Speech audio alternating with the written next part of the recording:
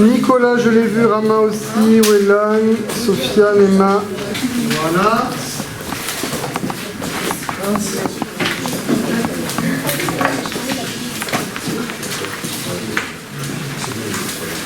Au sein de la rétine, les photorécepteurs sont connectés à des neurones qui forment les fibres d'une optique que l'on a observé avec le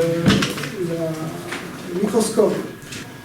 Le message transite d'un neurone au suivant en franchissant des zones de connexion qu'on appelle des synapses de cerveau. Donc, aujourd'hui en partie mutuelle, je vous demande deux choses. Soit l'approfondissement du cours, et j'aimerais que les élèves qui veulent travailler le cours se mettent ensemble et que je puisse leur venir en aide. Ce qu'on a compris, vous pouvez directement passer sur les exercices, et notamment l'exercice 7, qui est l'objectif de bac de la page 324 et 325 sur les tableaux. Est-ce que vous pouvez me résumer en gros ce que vous êtes en train de faire dans ce groupe-là en ce moment? En fait, on a revu le cours et là, on est en train de relire le cours pour bien savoir si on a bien compris chaque partie du cours. Donc là, on lit et après on voit s'il y a quelque chose qui nous bute ou pas. Et vos camarades interviennent pour vous dire si là j'ai pas compris, là j'ai compris. Voilà, c'est ça. Et donc, comment vous êtes sûr que tout le monde a compris? Il n'y a pas de pudeur entre nous. C'est-à-dire qu'on ose dire j'ai pas compris. Oui, c'est ça. Parce qu'on est entre nous. Voilà, on est entre nous. C'est plus facile entre élèves que lorsque le professeur est là. C'est ça? Bah là, ils ont tous compris, donc on va avoir moins honte entre nous parce qu'on n'a toutes pas trop bien compris. Vous stabilisez ce que vous devez savoir avant de passer au tableau pour faire les exercices. Voilà, c'est ça. D'accord. Pour reprendre ce que tu me disais, c'est exactement ça. Tu peux le reformuler pour tout le monde? Il a envoyé un message chimique au deuxième neurone et c'était ça qui rendait le message, un message chimique. Mais... Oui, alors c'est pas faux. C'est-à-dire que le message chimique issu, le neurotransmetteur issu du premier neurone va se fixer sur le récepteur du deuxième neurone. Okay. Et c'est ça qui va faire l'influx nerveux. C'est toujours le problème de savoir où on place le curseur. Soit je fais un cours lent, et à ce moment-là, ces élèves ont compris, mais j'ennuie la majorité de ma classe. Soit je fais un cours rapide, et du coup, je les perds. Donc là, on a les deux. Il y a les élèves qui sont en activité au tableau. Eux, ils ont compris le cours. Elles, je savais que ça serait trop rapide ce que j'ai fait pour elles. Donc, elles se sont mises en groupe, elles sont 6 ou 7, et elles s'expliquent le cours, et moi j'interviens, et je peux faire vraiment de la remédiation, de l'explication, et pendant ce temps, les autres sont au travail. Voilà. Et le fait que vous utilisiez ce tableau-là, c'est le tableau au mur, est-ce que c'est plus pratique ou quoi? Parce que par exemple là, elle avait mal compris la deuxième question et du coup on a pu lui réexpliquer pour qu'elle comprenne mieux et du coup quand on est ensemble c'est plus facile. Si on est dans notre coin, on va pas forcément poser des questions aux autres alors que là, on est tous ensemble. On est entre soi quoi. Ouais, voilà. Et alors la façon qu'elle a utilisée pour vous expliquer, c'était la même façon qu'utilise le prof? Pas pareil, parce que du coup ils comprennent mieux pourquoi j'ai pas compris et ils m'expliquent plus à sa place, vu que nous aussi au départ on était comme ça alors que le prof il va l'expliquer avec ses termes. Non mais le prof il va pas forcément l'expliquer d'une manière qu'on va comprendre alors que nous vu qu'on a le même âge tout ça, on parle un peu de la même manière. Si vous avez besoin d'aide, vous pouvez demander aux autres, aux professeurs. Et là vous avez demandé. On a plusieurs groupes sur plusieurs tableaux et dès qu'on a des interrogations etc. on peut demander au prof s'il est disponible, mais s'il est avec un autre groupe, on peut demander aux autres élèves. Et là, vous avez appelé le prof.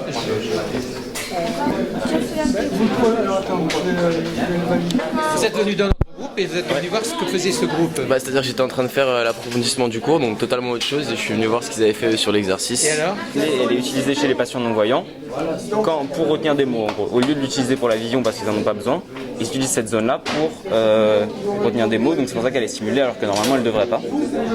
Tu viens d'expliquer une partie d'un exercice à tes camarades. C'était difficile de l'expliquer? Non, j'avais pas prévu, donc il fallait que je trouve mes mots et que j'essaie d'expliquer assez simplement. Pour essayer parce qu'on a pas mal réfléchi à l'exercice, le prof est venu nous aider à un moment, donc il fallait que je trouve mes mots et que j'essaie de faire comprendre à tout le monde assez simplement.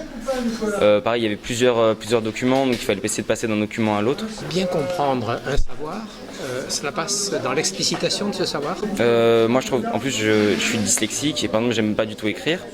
Et ça m'aide beaucoup d'expliquer aux autres en fait plutôt que de l'écrire moi-même. Parce que pour l'expliquer, il faut que je le reformule moi-même dans ma tête, que je l'agence et que après je l'explique. Et en plus, si quelqu'un n'a pas compris, il me pose une question et moi ça me permet de moi-même me poser la question et de continuer à expliquer. Alors le tableau est utilisé pour toi, de quelle façon alors Par exemple, il est utilisé pour faire les exercices, enfin quelqu'un peut écrire à la place de quelqu'un d'autre ou ce qui est pratique c'est qu'en fait on a surtout beaucoup de tableaux et par exemple là je sais qu'il y en a qui ont fait une partie de cours et nous si on fait des exercices et qu'à un moment on a besoin de se référer au cours ou qu'on a besoin de savoir une information, au lieu d'aller voir notre papier du cours, on peut aller voir l'autre tableau, comme ça nous permet d'aller voir les autres qui peuvent aussi aller voir notre exercice pour comprendre ou un autre exercice sur un autre tableau et qui permet d'aller voir le tableau, voir les informations qu'il y a parce qu'en plus c'est un résumé plus concis, c'est ce qu'on voit ce qu'ont appris les élèves eux. C'est la première fois qu'on voit autant de tableaux dans une salle de classe. C'est clair, il y en a beaucoup, il y en a 6 ou 7 je crois. Et alors, c'est la première fois que tu vois ça? Ouais, on n'avait jamais eu de cours comme ça avant et c'est vraiment super, enfin, ça aide beaucoup à apprendre et à mémoriser et ça nous permet de parler, on peut bouger pendant la salle parce que c'est vrai que rester statique pendant 1h30 c'est un peu long sinon, donc ça nous permet de bouger, d'aller voir à l'autre bout de la salle. Comme ça le prof est plus libre en plus, donc on peut lui poser plus de questions sur l'exercice et tout que si on était assis, donc c'est vraiment super. Vous échangez pour essayer de savoir quel est le bon mot, quelle est la bonne expression. Ouais, c'est ça. Ouais. Et alors c'est difficile? Il y a certains groupes avec lesquels j'arrive mieux à m'entendre et vous travaillez souvent dans ce groupe? Oui, puisqu'en général, justement, c'est un groupe avec lequel j'arrive plus facilement à... On fonctionne en fonction d'affinité, parce que sinon... Et vous êtes choisi? Comment c'est le professeur qui a imposé? Non, c'est nous, on se met tout seul par groupe et ça se forme tout seul en fonction des affinités. Et ce groupe, c'est toujours fait comme ça? Bon, ça peut changer, des fois, on va des fois jouer dans l'autre groupe, ça dépend. Généralement, on se regroupe quand même, nous trois, dans le même groupe. En fait, on trouve la solution à plusieurs. Oui. Et alors, c'est mieux, c'est comment? Non, c'est mieux parce que des fois il y a des erreurs qu'on n'aurait pas forcément vues et que l'autre va venir vérifier. C'est un travail collégial que vous menez là? Oui, on travaille tous ensemble. Il y a eu le schéma qui a été fait par eux et nous. Et on a séparé le travail pour que lui s'occupe des drogues et moi de comment le message passe. Et le dessin, qu'est-ce qu'il a fait alors? C'est vous? Oui, c'est nous deux. C'est vous deux. Est-ce que vous avez fait contrôler le dessin par vos autres camarades? Oui, on a demandé. Ils vous ont dit que c'était bon? On était en accord avec lui. Vous attendez un contrôle par le professeur? Oui, on va l'appeler dès qu'on a fini, on l'appelle. D'autres groupes d'abord ou alors le prof? Comment vous faites? Ça dépend des fois des groupes qui se déplacent ici et qui regardent pour voir si et si on vous dit là il y a une erreur? On lui demande quelle erreur c'est et on la corrige. Vous la corrigez. Donc en fait, c'est bien entre vous que vous construisez les bons résultats, les bonnes solutions. Vous utilisez votre smartphone pour quoi faire? Parce qu'en fait, on est en train de voir les neurotransmetteurs. Et je sais que quand j'ai fait mon TPE, j'ai vu le mot neurotransmetteur, donc je suis en train de re-regarder mon TPE pour voir... Et vous avez votre TPE sur votre smartphone? Non, mais j'ai regardé le thème de mon TPE et je sais que je vais retrouver... Parce que justement, je pourrais poser des questions que je n'avais pas posées, vu que je ne savais pas ce que c'était. Maintenant qu'on le voit, je pourrais demander... Et en fait, vous regardez quoi sur Internet? Enfin, là, je regardais la composition de l'épiderme, parce que je sais que dans l'épiderme, il y a des neurotransmetteurs. Du coup, je voulais voir le nom du neurotransmetteur. Donc, vous avez l'autorisation d'aller sur l'iPhone? Oui. C'est utile? Oui. Mais vous ne téléphonez pas? Ah non. Non. Et puis, vous n'envoyez pas des mails à vos copains? Non, pas du tout. Et c'est toujours le même principe, clé-serrure. On a un récepteur qui a une forme spatiale, on a une molécule, là en l'occurrence un neurotransmetteur qui a la forme complémentaire. La liaison de l'un avec l'autre provoque une action. Une salle de classe avec autant de tableaux, tu avais déjà vu ça? Non, avant cette année. C'était cette année où ils ont... Ouais, c'est depuis cette année, sinon non, pas du tout. Quelle impression ça donne d'avoir autant de tableaux? Moi au début j'étais pas pour, j'avais même pas cette idée. Et alors? Et pourquoi en fait, tu n'aimais pas? Pourquoi tu n'aimais pas? Parce que moi j'aime bien être rassurée par le professeur, etc.